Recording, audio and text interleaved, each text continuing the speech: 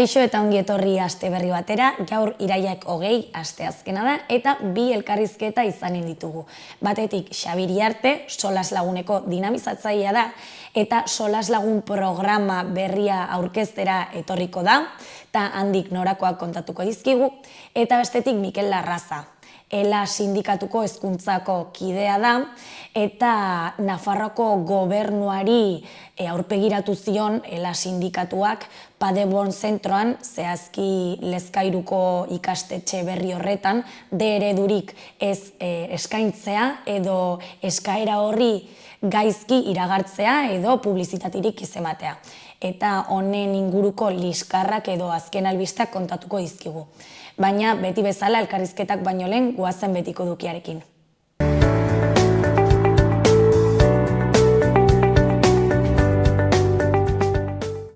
Goazen orain gaurko efemeridekin. Gaurko egun batean, baina 1519an, Magallanes Sevillatik irten zen eta munduari lehen bira emango zien bidaia hasi zuen. Urte batzuk geroago, 1839an, liberalek karlistak garaitu zituzten eta Lizarra bereganatzea lortu zuten. Egun berean, baina 1891an, gasolinarekin zebilen lehen autoa irten zen Springfielden, Amerikar Estatu Batuetan. Eta bukatzeko, 1956an, nazioarteko Canneseko zinemaldia inauguratu zen lehen aldiz.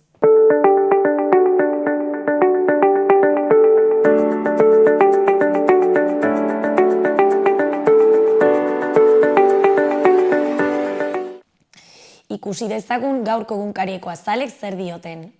Diario de Noticiasen titular nagusian, PPek, Voxek eta UPNek izan ezik, eleaniztasunari atea ireki dio kongresuak. Euskara, katalana eta galegoa erabili ahal izango dira araudiaren erreforma onartu ondoren.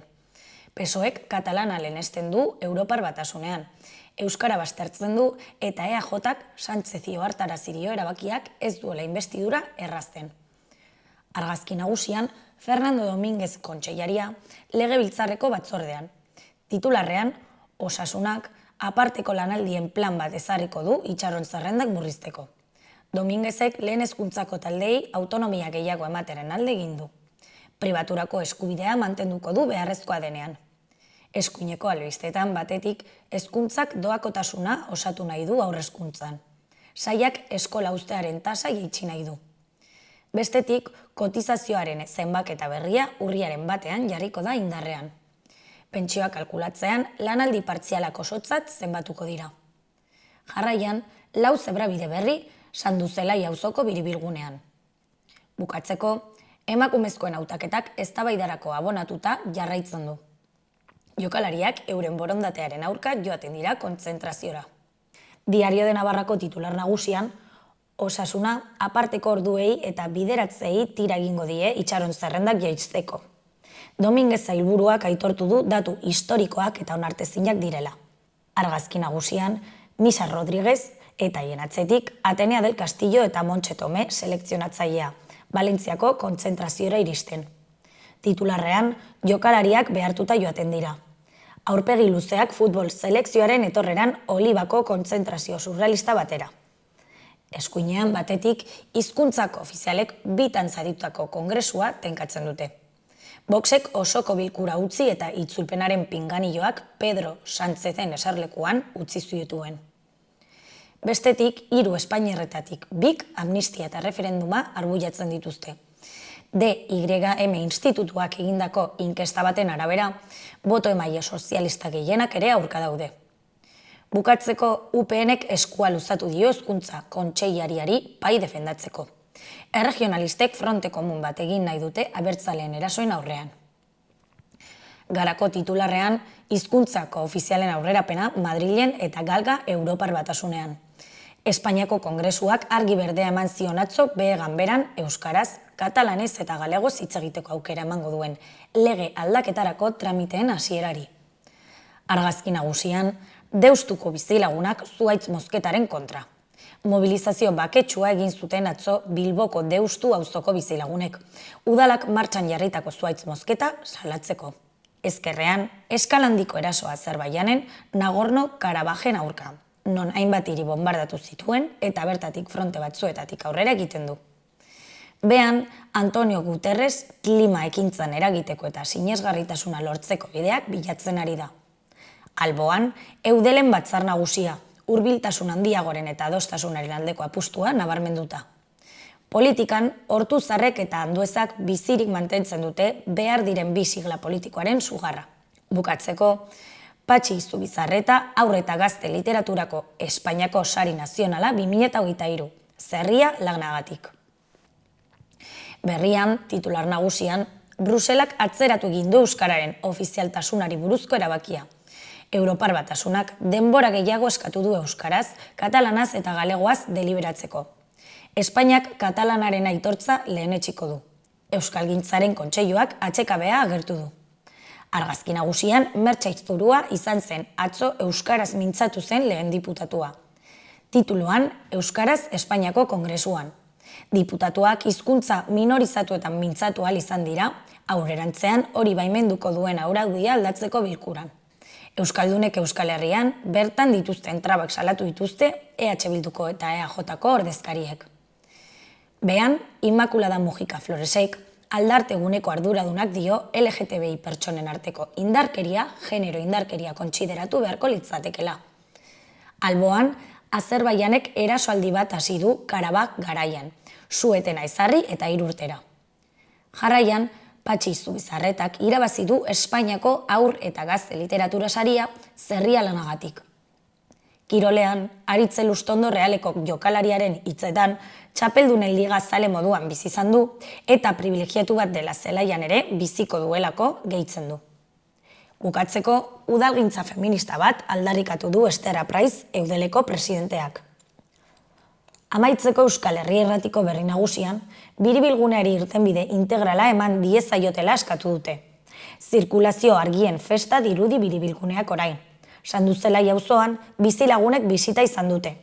Lanak egiten ari diraan zebrabide gehiago ezartzen eta semaforo gehiago jartzen.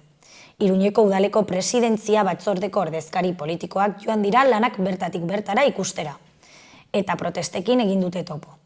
Izan ere, auzo horretako bizilagunak ez daude kontent auzoa 4 zatitan banatzen duen biribilgune horrekin.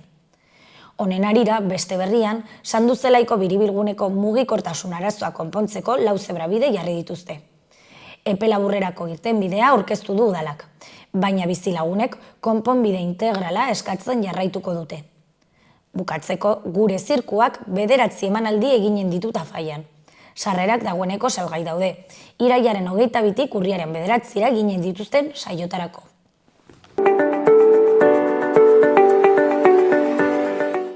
Gaurko eta biharko eguraldia entzun ditzagun. Gaur giro lasai eta eguzkitsua izango dugu orokorrean, baina egunak aurrera egin ahala, erdi mailako dei eta goio deien tarteak agertuko dira. Goizean goiz, lainoguneak sortuko dira barnealdean, eta baliteke txoko batzuetan iraunkorrak izatea. Hegoaldeko haizeak indar apur bat irabaziko du goizean, eta temperatura maksimoak pitin bat igoaraziko ditu. Eguerditik aurrera brisa sartuko da Kantauri isurialdean. Ostegunean, fronte hotz batek lurraldea zeharkatuko du eta giroa goitik behera aldatuko da. Goizaldean, hego-mendebaldeko haizea zakarra ibiliko da, eta giroa epela izango da. Leku batzuetan eguneko maksimoak orduan neurtuko dira.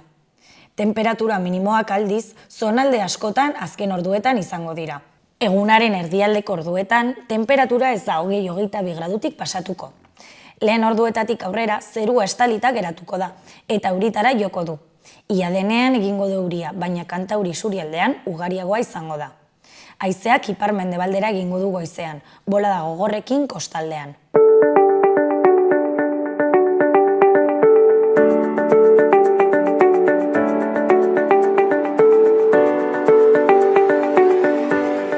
Kaixo eta ongi etorri gaurko lehenengo elkarrizketara, oraingoan Xabi Iriarte daukagu gurekin, Solas Laguneko dinamizatzailea. Arratsaldeon, Xabi, zer moduz? Arratsaldeon, ongi. Solas Laguneko programa berria aurkeztera zatoz, ez? Bai, hoixe da. Aurten ikasturtia ja hasi garela eta horren arira.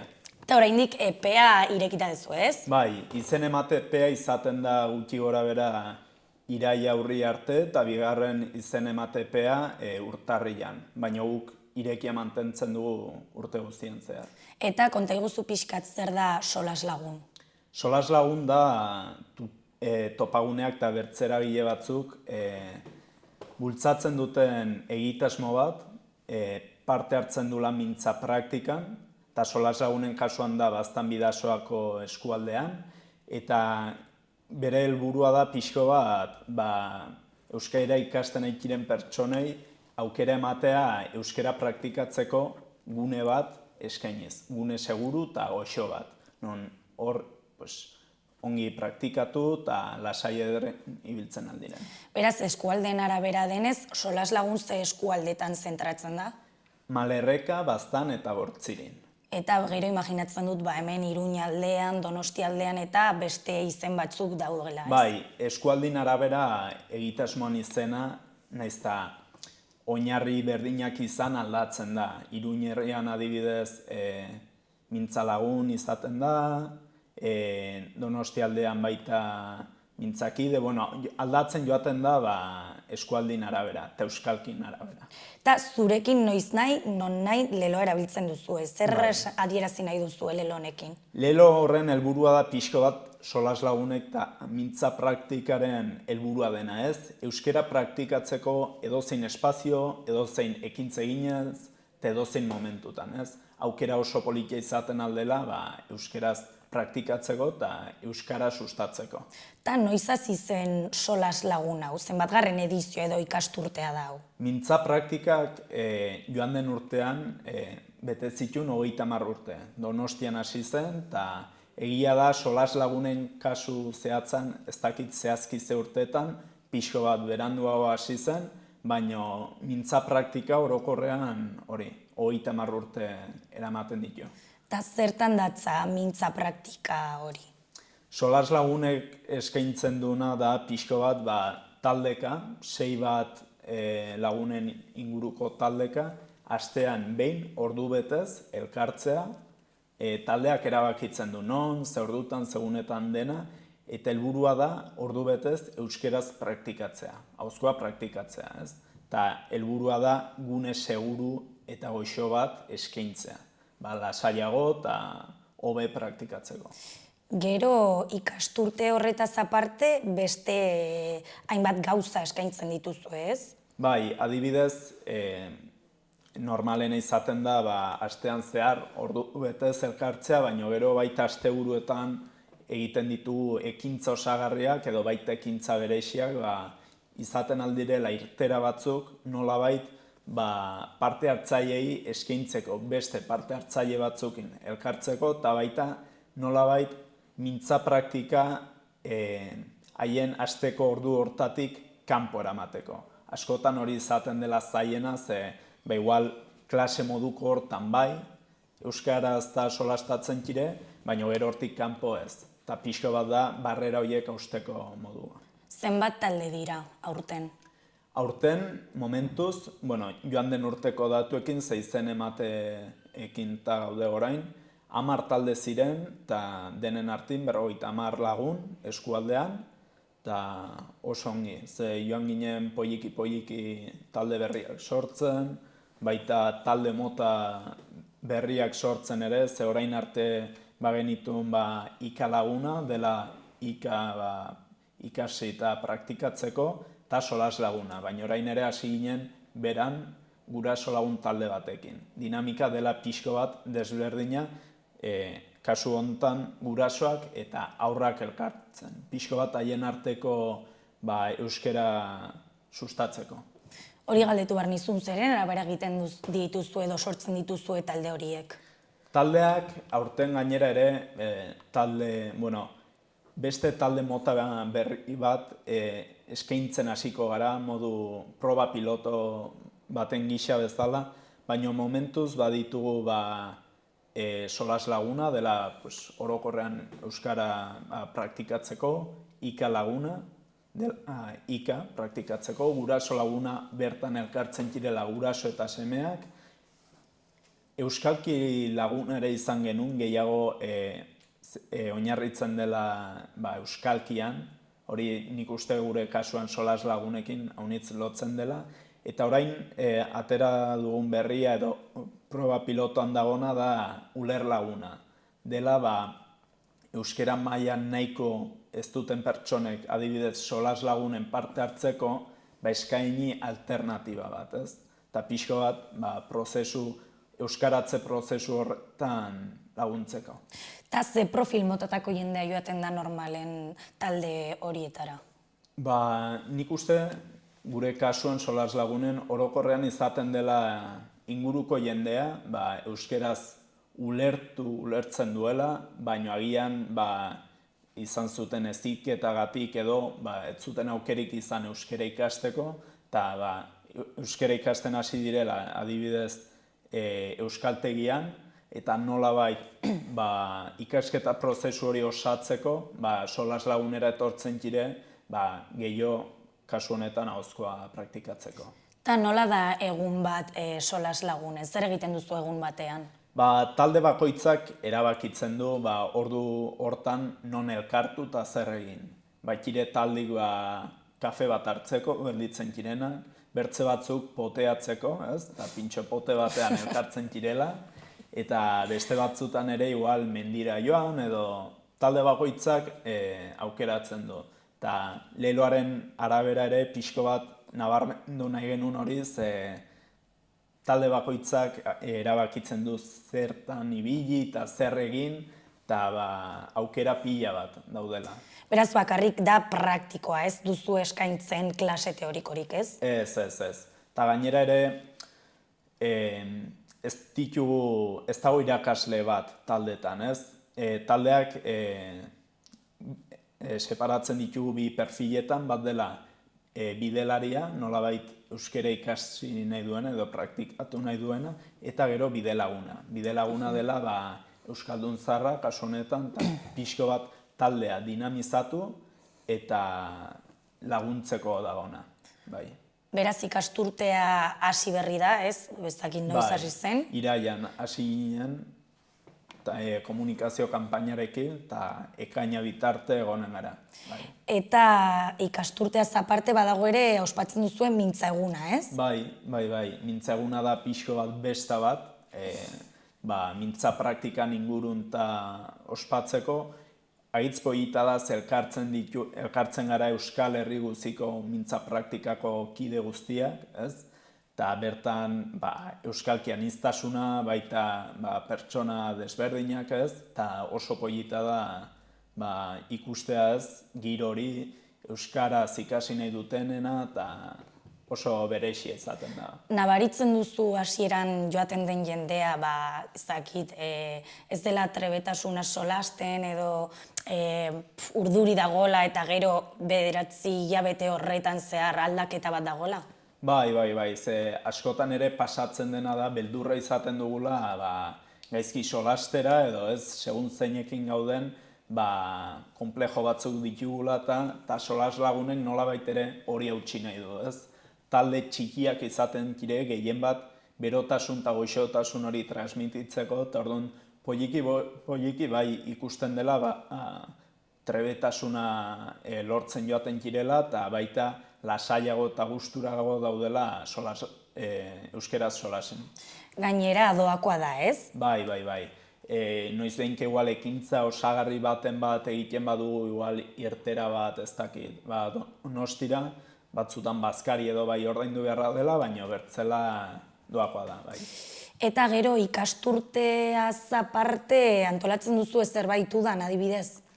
Hori pixko bat izaten da talden arabera. Baitire talde batzuk ere segitzen dutela, baina guk normalean dinamizatzaileok egoten gara gehien bat ikasturtean zehar. Eta adibidez zu dinamizatzaile moduan zer egiten duzu, zekintza edo funtzio dituzu? Pixko bat da taldeak dinamizatzea, nolabait bajak edo altak izen emate berriak nolabait antolatzea, taldeak ere antolatzea, igual aldaketa baten bat baldin badago edo zein gauza, gero baita komunikazioaz arduratzen naiz, eta gero ekintza osagarri horiek antolatzen. Pixko bat saiatzen eskaintza bat ematen partaidei, nolabait alik eta aukera gehien eskaintzeko. Pasaden urteari begira ze balorazio egiten duzu solas lagunen? Poliki pandemian ondorioz nahiko berapena izan genuen, baina erran bezala poliki lortzen egara berreskuratzea eta baita egitasmoa ezagutaraztera eta pixo bat gehi eskualdean zabaltzera, ez? Eta igual jendin artin ezaguna izatea eta baita familiara gehien bat izatea, ez? Eta adinaren arira ze adina nabarmentzen da gehien? Jende gaztia joaten da? Ez.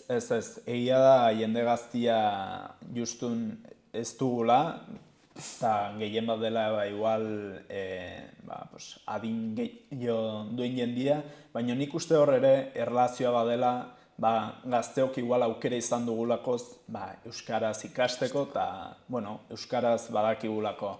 Eta nik uste hor tartorioa dela. Nik uste interesgarria izango zela baita ika lagunaren bitartez, ez?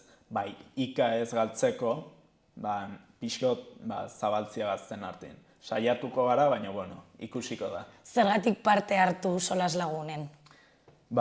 Gehien bat, pixko bat beldur hori euskeraz solastera galtzeko, ze girua oso polita da, eta oso lagun artekoa, ez dago inor zuzentzen dizuna modu txarrean edo beti erakusteko da edo zuri laguntzeko, eta giro oso polita sortzen da partaiden artean ze bidai bat da azkenin, ez? Eta bidai hori partekatzen dute eta langile bezala niretzat oso polita da ikustea ez nola egiten duten bidai hori eta nola hobetzen joaten jiren. Eta oso polita da, eta noizbait beldurra izan balin baduzu, ez igual, gauz ematen dit, da pixko bat konpleju eta beldur hori hausteko momentua. Ez dakit nola izanen da eskualde horretan, bastan bidazoa eskualde horretan, baina hemen ez duzu nabaritzen Iruñako eskualdean gehiago kostatzen dela euskaraz hitz egitea? Egia erran nien ez haunitze egoten hemen eskualde honetan, baina egia da ere gazteok, bastan bidazoan ere haunitzek tendentzia dugula erderara pasatzeko, ez, gaztelerara edo... Ta pena da, ze nik uste orokorrean denok badakigula euskeraz, baina nik uste badugun giroa edo ez dakit aisialdia oso erdalduna denez, ohitura hori hartzen dugun. Pena da, baina baita horregatik nik uste garrantzitsua dela bestea olako egitasmoak eta euskera bultzatzen duten edozein egitasmo edo ekintza. Zer baldintza berte behar ditu mintza praktika egitasmo horretan parte hartu nahi duen pertsona batek? Alde batetik, pixko bat ardura hartzea ez, taldetara agertzeko, ze azkenin jendia mugitzen da, eta gehien bat bide lagunengatik ardura hori hartzen dute haiek, taldea pixko bat gidatzeko eta, taldekideak agertzen ez dira ez, pixko itxuski da. Baina gehien bat da ilusioa eta egia da bai taldean arabera euskera maila minimo bat eskatzen dela. Orain uler lagunen kasuan hori pixko bat ere aldatu da, baina pixko bat da prestotasuna euskeraz praktikatzeko baita errespetua taldekideen artin eta gogoak. Ze plan ezberdin egin dira ikasturtean zeharra bidez horrela pixkat harrigarriak edo bereziak? Nik uste berexienak alde batetik dela mintza eguna ez, nahiko berexia dela ze Euskal Herri guztitik elkartzen gara. Gero baita antolatzen dugu urtero mintza txotx eguna dela sagardotegi bat. Joan den urtein Lekarozen egin genula baztanen. Eta gero baita ekintza desberdinak, mendira joatea, museoak bisitatzea, bisita gidatuak egitea, eta baita bazkariak ere besta giro batean. Normalean beti festa giroa, ez? Egia da tendentzia handia dela hortara, baina harrigarria da denetarik iten dela, eta jendiak denetarik disfrutatzen du, bisita gidatua bazkaria bezala. Xabi, espero ezagun ikasturte hau pasaren urteko baino hobea izatea, beti bezala, eta jende guztia pixkat animatzea ere ez, solasgunea gerturatzea, eta plazer bat izan da. Plazerra neria, mila esker. Mila esker zuri.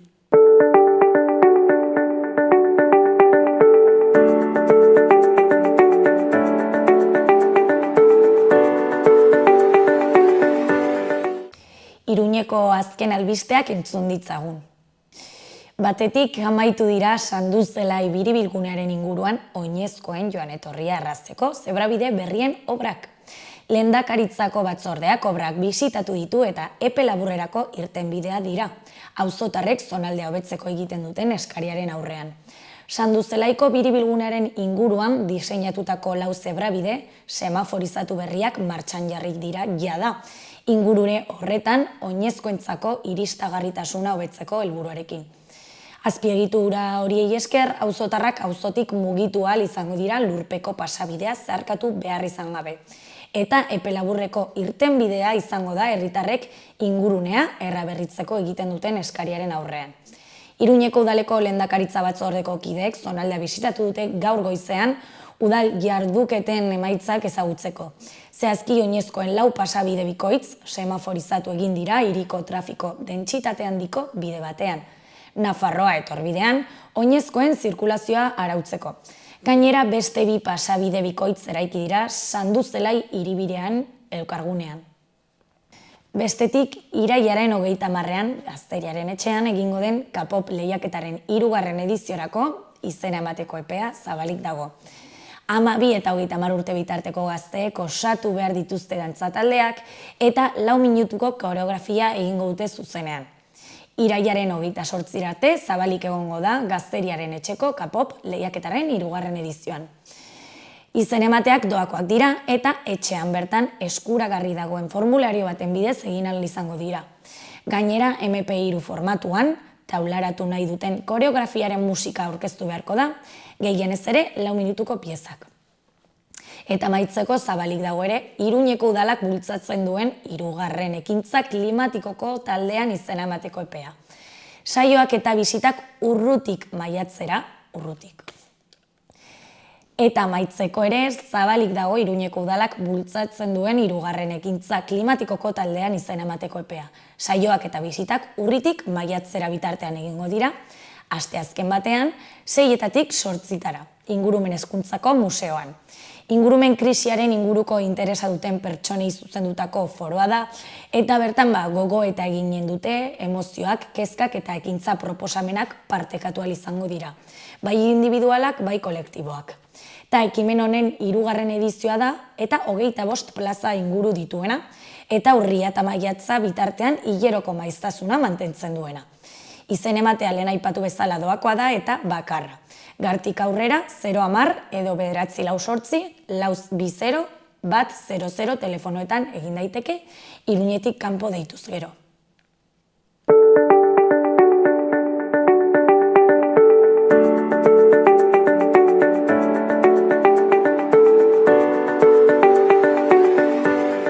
Kaixo eta ongi etorri gaurko 2. elkarrizketara, oraingoan Mikel Larraza dauka gurekin, ELA sindikatuko hezkuntzako kidea, arratsaldeon, Mikel, zer moduz? Arratsaldeon, ongi pozik ona etortzea. Pozik, ez? Nafarroko gobernuari aurpegiratu zenioten duela, pare bat hilabete edo, Paderborn zentroan, Lezkairun dagona, ez? D-eredua ez zituela D-ereduko eskaerarik eman, ez? Bai, Pixkat. Duela 2 hilabete zainbeste, hilabete honetan izan zen, baina aurpegiratzen dioguna da ez zuela behar bezala iragarri D-eredua izango zenikan Paderborn eskolan. Paderborn eskola bada Soto Lezkairu auzo berrian orain sortu den edo eraikin den eskola berri bat, berez zetorrena aurretik zegoen Victor Pradera eskolatik Milagrosan zegoena, eta hor zegoen alemanierazko programa bat, Paireen antzekoa, baina ingelesa izan beharrean alemanierarekin. Eta, aurpegiratzen edo salatzen genuena zen, Nafar gobernuak egin zituen adierazpenetan, inaugurazioa egin zutenean, esan zutela ez zela D-eredurik egongo eskaerarik ez zegoelako. Hasteko, atzeragotik ere, ELA sindikatuak eskatu zuen D-eredua egotea eskola horretan, duela ja urte bat baino gehiago, beste sindikatu batzuekin batera.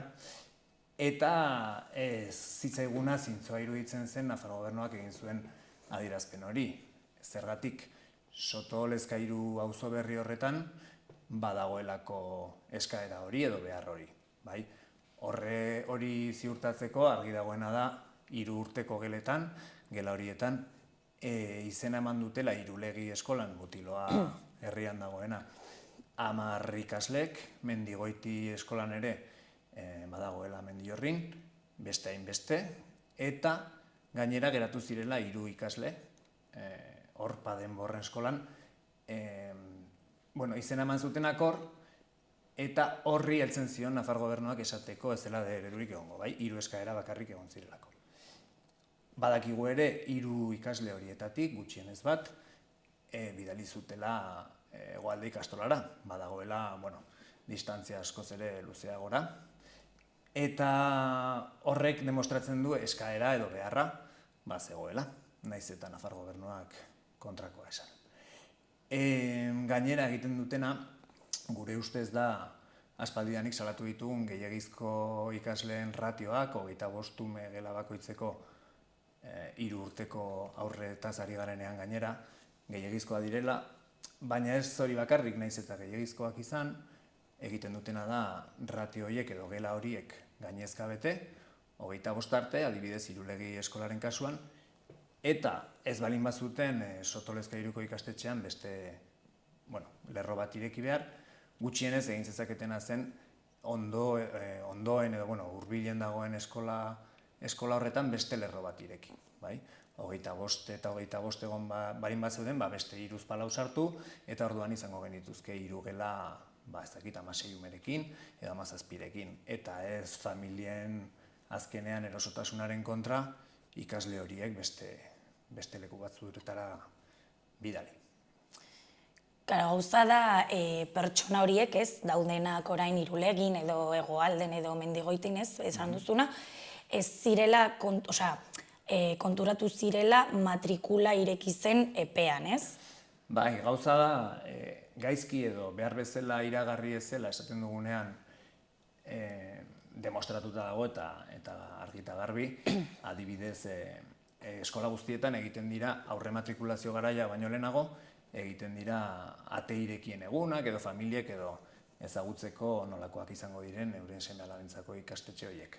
Eta hemen dago kartela, badugu Paderborn eskolan otsailaren 16an egin zen bilera edo ate irekien egun horretan egin zen kartela iragarriz, eta erakutsiko dizuet, ez dakit ikusiko den, baina hemen jartzen du argi eta garbi proiektu linguistiko aleman, castellano e ingles, Kartel honetan inon ezen agertzen de eredua egongo zenik eskaintza horretan.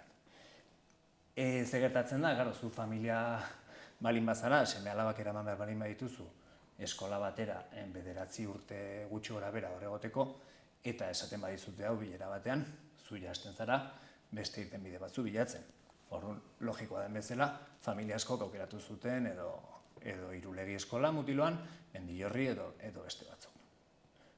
Hori ere, salatu nahi dugu, ze, Nafar gobernuko arduraduna den kontseilaria, Carlos Jimeno jaunak, adierazpen hauek egin zirenean, salaketa hauek egon zirenean gure sindikatuaren aldetik, eta beste eragile batzuen aldetik ere, ateratzen irratian, esanez, departamentuak egin zituela beharrezkoak ziren pausuak de eredua egotekoan. Batetik esan zuen, zegoela onartuta azaroan, 2022ko azaroan onartu ziren aurrekontuetan parlamenturako zegoela jasartuta akordio programatikoan edo de eredua egotea han. Orduan, azarotik teorian bazekiten de eredua egongo zela han.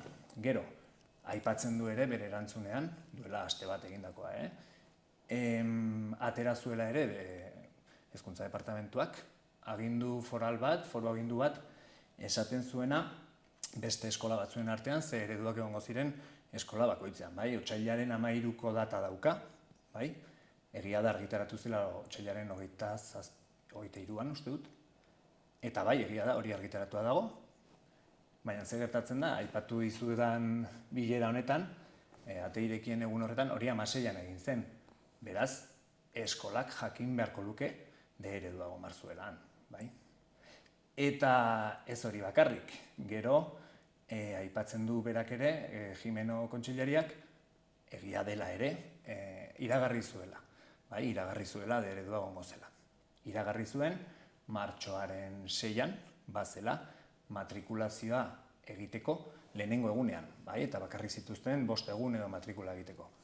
Orduan, bueno, argi dagoena da, bete duela espedientea edo, kako txartean esango duguna, bai, iragarri zuen, baina ja bazekienean sobera, familiek erabakiak hartuta izango zituztela, eta ezin zirela itxoiten egon matrikulazio lehenengo egunen arte, jakiteko eredua egongo zen edo ezen egongo. Eta ELA sindikatutik zer planteatzen duzu orain, egoera horrela dagoela ikusita? Bueno, kontua da, hasteko, nahiko nazkatuta edo nekatuta gaudela departamentu honek eramaten duen manipulazio sistematiko horrekin, bai? Ze askotan egin dizkigu horrelako jokaldiak, bai? Askotan esan du, sindikatuekin biltzen dela, eta agian izan dira bilera batzuk 5 minutukoak, gero agertzeko kazetarien aurrean eta esateko gurekin bildu dela, eta nabarmen, oso nabarmen, geratzen ari da Sotolezkairuko kontu honekin nola jokatzen ari den. Ze ez dena posible da, publikoaren aurrean edo gizartearen aurrean esatea berak bete duela bere papera, ze lehen esan dizudan horrekin guztiarekin leporatu diezaioke edo diezaiokegu ikastetxeko zuzendaritzari iragarri ez izana, otsailaren 16an jakin beharko luketen kontu hori, baina hala balitz ere, ez dugula uste, bakarrik beraien kontua izan denik, Hezkuntza Kontseilaria bada arduradun bakarra egon behar duena gauza hauek kontrolatzen, eta eskolak ez baldin badu behar bezalako informazioa eman familiei, kontseilariaren ardura izan beharko luke hori zuzentzea eta ez du egin, eta azkeneko momentuan egin du. Orduan, zer eskatuko genioke guk Hezkuntza Departamentuari? Batetik, gardentasuna, zintzotasuna, eta benetan eskaini behar baldin badu eredua horrelako auzo berri batean egin dezala behar den bezala. Ongi iragarriz, baliabidea jarriz, eta berak ere esan zuen bazegoela beraien planifikazioan edo Hezkuntza Departamentuan esan zuen argi zegoela Lezkairun beharrezkoa zela eredua egotea. Orduan, hala baldin bada, zergatik ez duen egin beharrezkoa zen guztia. Horretaz aparte, lehen aipatu dizudan ere ratioen kontuaren harira, eskatzen duguna da sindikatutik, ELA sindikatutik, ratio horiek jeistea. Betidanik eskatu dugu, ikasle gutxiago egon behar direla geletan benetako kalitatezko hezkuntza bat eskaintzeko, baina horretara iritsiko ez bagina ere, argi dagoena da ezin dutena egin dela dirua aurrezteko edo beraiek esaten duten optimizazio errekurtsoen baliabideen optimizaziora aitzaki jarri edo ratio horiek gainezka bete eta ikasleak bidaltzea beste leku batzuetara.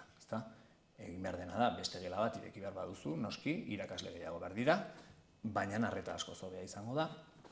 Eta ez dakigu kasualitatez edo, baina askotan gertatzen dira horrelako egoerak kasualitatez euskerazko ereduetan. Horrutziko dugu bakoitzak egin dezala bere hausnarketa, baina oraintxe bertan ere badira adibidez Erreniega ikastetxe publikoan, zizurren dagoena, lehen hezkuntzako bigarren mailean ere arazo antzeko arazoa daukate, baita ere behar berezia dituen ikasleren badagoela han, non horrelako ikasleek beraien planifikazioetan eta bikoitza zenbatzen dute, kontua da, 25ko ratio horiek gainditzen direla, 26koak direla, eta gero ez direla. Beharrezkoa diren baliabide horiek jartzen bikoizteko edo gela gehiago sortzeko. Horretaz haratago, azkenean, arazo hauek guztiak badatoz, batez ere politika linguistikoarengatik, bai? Izan dezake zentzua alemanierazko eskaintza, hizkuntza eskaintza daukan ikastetxe bat eta bakarra izatea Sotolezkairu bezalako auzo batean, berria, ume asko daudenak eta bakarrik hori izatea benetan eskaini behar den hezkuntza sistema. Euskararen ofizialtasunari begira, Nafarroan gertatzen ari dena, bada mundu guztian gertatzen ez den zerbait, bai? Holako herrialde ez, esango dugu esparru batean zonifikazioa egotea eta segun eta zein tokitan zauden jaiozaren edo bizizaren eskubide batzuk izatea edo beste batzuk izatea, guretzat erabat gaitzesgarria da eta onartezina. Hortik abiatuta, egon beharko luke benetako eskaintza bat, euskerazko eskaintza kalitatezkoa, posible balitz, diot Nafarroa osoan noski, posible balitz ikasle elebidunak sortuko lituzken edo eziko lituzken sistema bat, non Nafarroako bi hizkuntza ofizialak ikasten diren, hori orain arte bermatzen duen eredu bakarra, D eredua da, azkenean kompetenteak bihurtzen direlako ikasle horiek bai euskeran eta baita gaztelanian ere. Badakigu ere, kontua ez dela erraza, eta agian beste tartebide batzuk egon daitezkela bitartean. Badago paradoxa oso bitxi bat, non adibidez ingeleseko arloa derrigorrezkoa den Nafarroa osoan, ikasle guztiek ikasten dute ingelesa gutxienez 5 lehen hezkuntzan, 5 saio astean, eta euskerarekin ez. Orduan, lehenengo abiapuntua edo proposamena ELA sindikatutik izango zen Nafarroako hezkuntza sisteman osoan, bai publikoan eta kontzertatuan, gutxienez A eredua izatea minimoa. Zer da A eredua? Izatea euskera arlo bezala. Ze horrek ekarriko luke, sensibilizazio bat, benetako promozio, euskeraren promozio bat, eta logikoa den bezala, erkidego batean dauden bi hizkuntza ofizialak, gutxienez horietako bat minorizatua dagoena ezagutzeko aukera eman, eta ikasle horiek, etorkizunean euskera benetan ikasi nahi badute gutxienez minimo bat izatea. Beti helburua izan da D eredua eta elebidunak izatea. Eta zuk uste Nafarroko gobernu berri honekin zuk aipatu dituzun gauzak lortuko direla? Orain azken albistak direla ez Nafarroko gobernua euskarafoboa dela, bai programaren alde egiten dula, beste hizkuntzen alde... Estrategia hori argi izan du Nafarroko gobernuak, Nafarroko gobernuan badakigu denok ez dagoela partidu bakar bat, badaude baino gehiago. Bere garaian, guztia badakigu sortu zela askotan aipatu den Yolanda Barcinaren garaian, berak aitortu zuelako Madrilgo telebista batean, bai programei esker lortu zela frenatzea euskeraren zabalkundea. Frenatu zen, euskera D ereduaren zabalkundeaz frenatu zen, baina batez ere gehien sufritu zuena kontu hori izan zen A eredua. Zela justo euskera arlo bezala zeukana, ze bere ala jetxi zen pila bat. Itxaropen gutxi ditugu, zoritxarrez. Ze azkenean gobernua osatzeko egon diren eztabaidetan eta akordioetan argi eta garbi ageri da desacuerdo demostrado edo ez dakizin den erabiltzen duten hitz teknikoa, badela hain zuzen ere euskeraren ofizialtasunarena, PSN-ek ez du nahi. Kasu honetan daude UPN-erekin lerrokatuta. Beti aipatzen da, realitate soziolinguistikoaren arabera izan behar direla eskaintzak, guk ez dugu hori konpartitzen, eta argi dago hezkuntza departamentuan gaur egun dauden agintarien buruan ez dagoela, ez da gutxiago ere euskeraren alde ez ere egitea.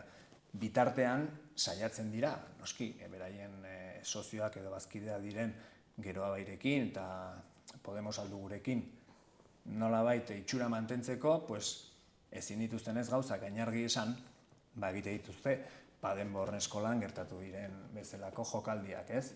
Atzetikan, manipulatuz, egiak erdizka esan da, gezurrak esaten dituztela ez esateagatik, eta momentuz argi dago hori izango dela eramango duten politika. 4 urte daude aurretik, ikusi beharko genuke nondik nora jotzen duten, baina itxaropen gutxi. Ez balin bada, aipatzen zen, gobernu akordio horretan bazutela Lorafna, badela Nafarroako mejoramendua ezartzen duen legea, hori aldatzeko, zeozer egiteko asmoa zegoela, baina ez dakiguna da zeri buruz, eta badirudi, badakigu.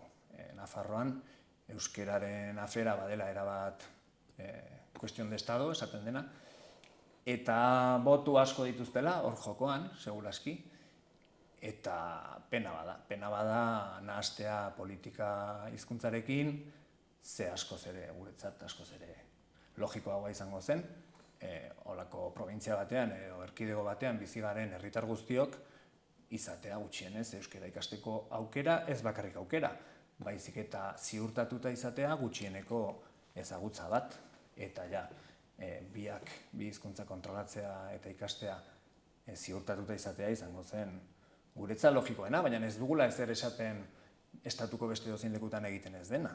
Bai, Valentzian, Katalunian, Galizian, ez dago inongo arazorik, eta hemen PSN-ek egiten duena da, adibidez, Vox alderdiak egiten duena horrelako erkidegoetan, Valentzian eta Katalunian, eta badela eskatzea familien nahia edo desira errespetatzea, eta hango PSOEk edo ez du hori egiten. Baina Nafarroan, bai, orduan, bueno, momentuz, gauzak asko aldatu beharko lirateke itxaropentsuagoak. Nafarroan euskara ez, baina agian Europan bai, ez? Hori ez da pixkat kontraesankorra.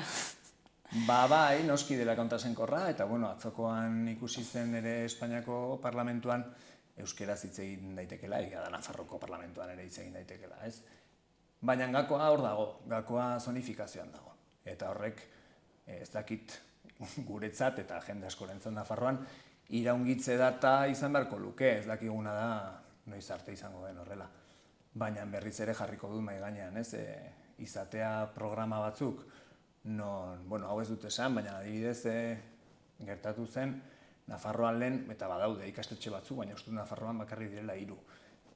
Eskaintzen zen ere B eredua, bai? Bartzelonako B berekin, bai? Euskera ikasteko. Hori jasota dago Nafarroan ereduak ikasteko dagoen dekretuan, badaude hainbat, eta bat zen B eredua. Eta B ereduan egiten zutena zen pairekin gertatzen den antzeko zerbait, baina euskerarekin. Arlo batzuk euskeraz eman, eta beste batzuk erderaz, baina 150 edo. Eta denborak demostratu zuen ikasle horiek B ereduan ez zutela ez nahikoa gaitasunik lortzen euskeraz, eta gainera galtzen zituztela arlo horietan ikasten ziren edukiak galtzen zituzten, ez zutelako menperatzen euskara. Bueno, pues PAL dela alemanierakoa edo PAF, frantsesarekin egiten den sistema da, demostratuta dago, funtzionatzen ez zuen hori, demostratuta zegoen hori, eraman atzerriko hizkuntzetara, bai? Eta ez da posible, azkenean pertsona horiek, ikasle horiek, seguraski ez dute lortuko beharrezkoa den gaitasun hori atzerriko hizkuntza horietan, eta atzerriko hizkuntza horietan ematen diren ikasgaiak, seguraski, azkenean geratuko dira pixka bat minduta edo galduko da bertan irakasten diren edukiak, baina hori agintariei edo ez zaie axola beraien nahi partidistak edo tartean daudelako. Hori da tristeena, ez? Hezkuntza sistema batean ikasleen beharrak benetazkoak eta kalitatezko hezkuntza bat kolokan jartzea beste egitasmo batzuengatik eta. Eta zergatik zuk uste familiek ematen diotela lehentasun gehiago, adibidez, alemanieri euskarari baino, hemengo familia batek? Hori bitxia izan daiteke, hori familia bakoitzaren eskutan egon daiteke. Hala ere gizartea gaur egun, argi dago ere, gauden globalizazioaren barruan badirudiela zuk atzerriko hizkuntza bat hitz egiten baduzu, aukera askoz gehiago izango dituzula zenbait lan aurkitzeko. Edozein hizkuntza ona da ikastea, horren kontra ez dago inor, gu behintzat ez. Kontua da hizkuntza horiek ikasi behar direla behar bezala. Eta leku batean egin behar dena da bertako hizkuntzak ongi ikasi eta atzerriko hizkuntzak ikasi ere bai, noski, baina izaera horrekin, atzerriko hizkuntza baten izaerarekin ez bertakoak balira bezala. Orduan hor, azkenean familiek ez dute inongo errurik. Bidaltzen zaizkien mezuak, informazioa, marketina, ze azkenean, marketinaren kontua ere hor dago, eta ikastetxe batek eskaintzen baditu hainbat eta hainbat hizkuntza ez, asko zobe, baina horrekin kontu zibil behar da. Hizkuntzak ezin dira irakatsi, ez dakit, lego bat balira bezala, jarriko ditugu ahalik eta gehien, eta hori ez da kontua, egin behar dira zintzoki, eta bertako hizkuntzak beti ere indartuz, hortik abiatuta beste atzerriko hizkuntza horiek ikasteko. Badago jendea, badaude familia asko argi dutenak euskera ikastea erabilgarria izango zaila, beste batzuk ez. Egia da ere, segun ze lanpostuetarako, agian atzerriko hizkuntza baten domeinua ongi etor daitekela, baina oso lanpostu gutxi dira. Horretarako multinazional batean egin behar duzu lan, edo ez dakit, garraio enpresa batean, atzerriko beste erkidego batzuekin harremana izan, baina askoz ere logikoa izango zen bertakoak ikastea, eta bertako hauen artean euskara ikastea ere, irekitzen dizkizu noski Nafarroan bertan edo Euskal Herri osoan ikasteko edo lan egiteko beste hainbeste ate atzerriko hizkuntza bezala. Paderborn ikastetxeari bueltatuz, zer diote familiek, eskaera D ereduari egin dioten familiek? Bueno, ez dugu aukerarik izan, beraiekin hitz egiteko, hori zintzoki esango dizut. Imaginatzen dut, sentituko zirela pixka bat, ez dakit, galduak bezala, edo, gu geuk ikusita kanpotik, ez geundela implikatuta horretan, ikusi dugun, zein izan den Hezkuntza Departamentuaren jokabidea, ni eskola horretako aita bat banintz, esango nuke, baina, kontatu zidaten gauza bat bilera batean, gero batean hemen arduradun nagusiak esaten du beste bat lehenengo matrikulazio egun horretan, nik uste du sentituko nintzela manipulatuta, bai? Eta nolabait esan da, ez oso ongi tratatua, nik uste du sensazioa hori izango dela. Ez direla gardenak izan, eta behar bezala ez dutela beraien lana aurrera eraman, eta horrelako leku baten edo estamentu baten arduradunak izan da, guk oso larritzat jotzen dugu. Hurrengo ikasturteari begira uste duzue D eredua lortuko duzuela Paderborn ikastetxean? Bueno, gu saiatuko gara hori eskatzen, egia da eskaini zela, hori abiapuntu bada, bere itzal guztiekin. Orduan, nik uste dut, orain argi eta garbi geratzen ari den, ez dutela behar bezala jokatu, logikoena izango zen datorren urtean jende gehiago animatzea D eredu hori irekitzera. Egia da, beti egongo dela jendearen eskaeraren menpe. Orduan horrekin jolasten balin badu departamentuak berriro iragartzelako orduan eta gerta daiteke jendeak esatea, aurreko urtean ez zen atera, ni nahiago dut nire semea benetan D ereduan ikastea, eta hori beste eztabaida bat izango zen.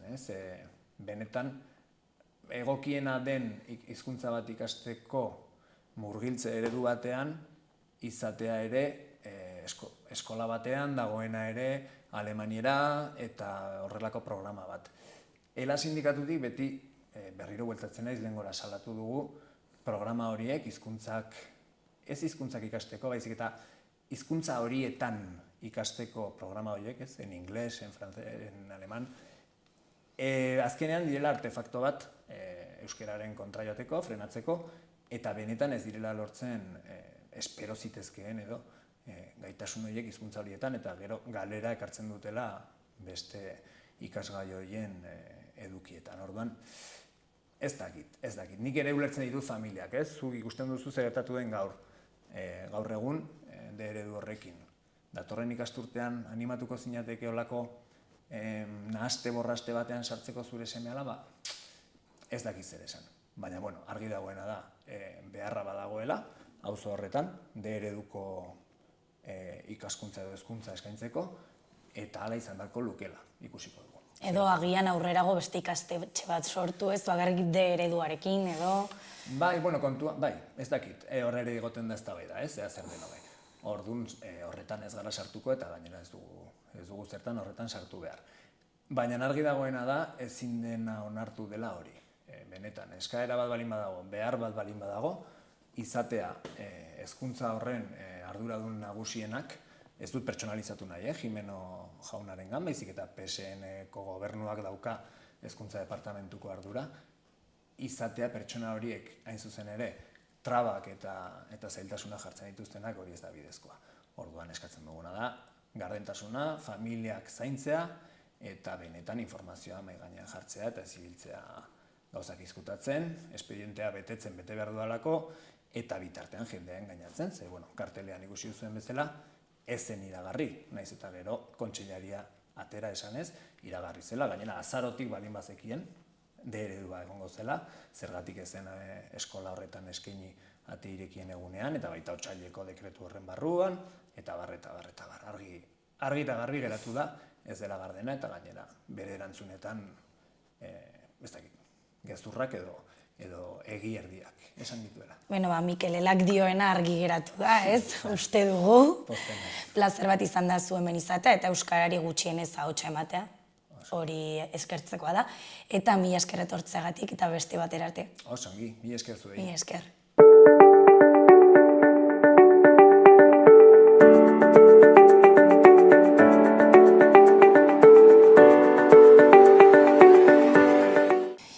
Mila esker beste egun batez hemen gurekin egoteagatik eta bihar beti bezala eduki berriarekin eta elkarrizketa berriekin hemen egonen gara. Gobierno de Navarra. Nafarroako gobernua.